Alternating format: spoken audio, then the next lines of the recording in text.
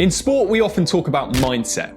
Many athletes say that sport is 80 or 90% mental. But what do we really mean by this? What is an elite mentality, and how does it actually contribute to peak performance? Well, the answer lies with Harry Kane. The same Harry Kane that, by the age of 30, has never won a trophy in his career? Yep. That Harry Kane. Stay with me for 1 second on this one. Just 3 games into his Bundesliga career, Kane became aware of a mindset shift he needed to permanently make now that he was playing for Bayern Munich. In an interview whilst on international duty with England, he said, "We wanted to win at Spurs. But if you went a couple of games without winning, it wasn't a disaster. At Bayern, you have to win every game." After winning 3-1 and 4-0 in our first 2 games, there was talk about not being too happy about the way we played. Top club mentality. Despite being a world-class striker himself, Harry Kane had unfortunately up until this point played in an environment with the wrong kind of mindset. But now being at Bayern, he's forced to undertake a drastic permanent mindset shift into the kind that guarantees elite performance game after game and year after year. And what is this mindset, and how can you implement it into your game?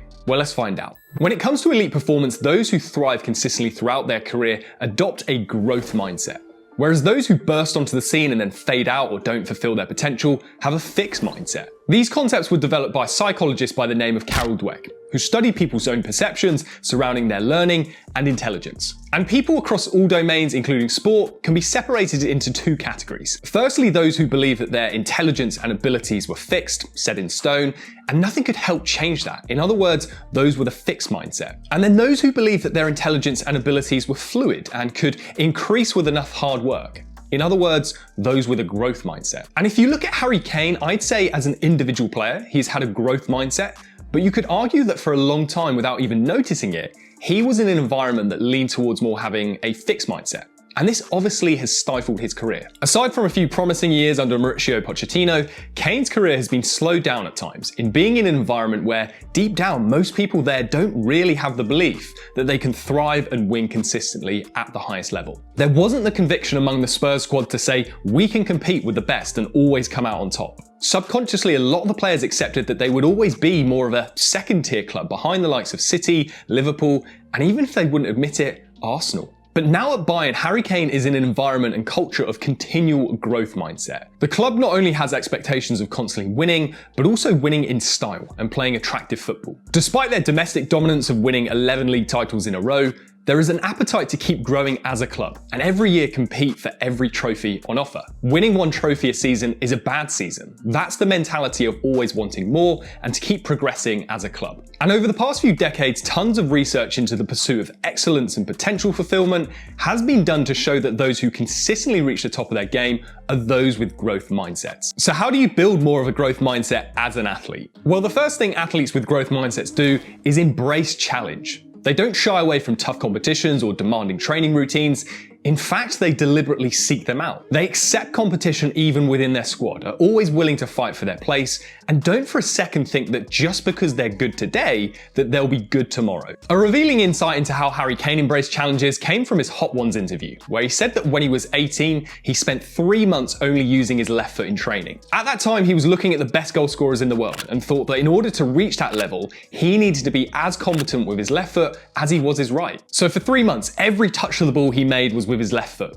This was when he was dribbling, passing, and shooting. And as we all know, he's someone who is a real danger to goalkeepers with either foot. This is the lengths those with growth mindsets will go to in training. Many athletes with fixed mindsets get to a certain ability or have certain strengths, and then they get complacent, thinking that those things will always allow them to perform at the top level. But what happens is that they get found out very quickly. Their opponents learn how to read them because they are just one-trick ponies. So embrace the challenge of engaging in the toughest types of training to work on your weaker areas, so much so that they're no longer your weaknesses. The next thing that growth mindset athletes do is quite closely related to the first, and that is seeing effort as a badge of honor. You see, there's a weird thing in sport where there can be pride taken in people making things look so effortless, and commentators all the time praise people for being so gifted and talented. But talent only gets you so far. It may get you your breakthrough, but it's effort that sustains elite performance for an entire career. Again, thinking about Harry Kane, he wasn't actually naturally a born goal scorer that burst onto the scene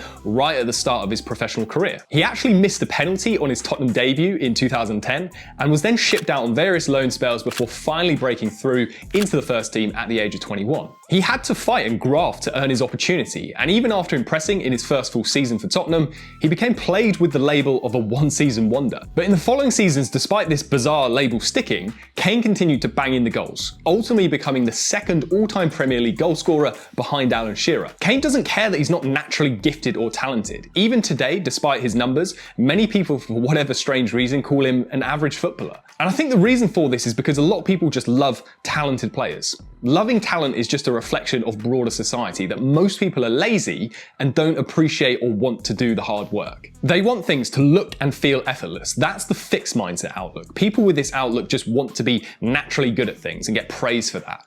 And this means they don't exert themselves and show the effort necessary to take things to the next level. But those with growth mindsets know that they're never the finished article, that their effort is the only thing they can rely on, otherwise they're leaving too much to chance. And one final key component of athletes with growth mindsets is perhaps the most important one, and that is persisting in the face of setbacks. Those with growth mindsets do not let failures or bad moments overwhelm them. They accept failure is a part of sport, and they don't let it define them. They don't throw their toys out of the pram and feel like a victim, they just crack on with their job. And if you think about Harry Kane, you can feel sorry for him, because in 2021, he believed that Daniel Levy broke a gentleman's agreement in not allowing him to move to Manchester City, who apparently had 4 transfer bids rejected for him. And Kane could have done what a lot of other players do in that situation, just sulk. Begin to let their effort and performances slip because they didn't get their way. But no, despite it being clear that he wanted to go, Kane just cracked on after it became clear that the move wouldn't happen. And he quickly won the fans back over that season